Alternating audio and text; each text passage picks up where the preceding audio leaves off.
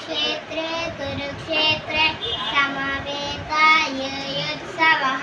मामका पाण्डवा चैव न कुर्वत सञ्जय दृष्ट्वा तु पाण्डवानेकं दृढं दुर्योधनस्तदा आचार्यमुपसङ्गम्य राजा वचनमब्रवीत् कैश्येतां पाण्डुपुत्राणाम् आचार्यमहतीं च दृढं द्रुपदपुत्रेण तव शिष्येन धीमता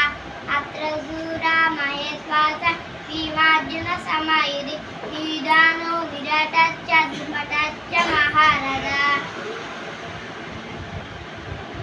कृष्णकेतिश्चैकितानः काशीराजश्च वीर्यवान् पुरुजित् कुन्तिभोजश्च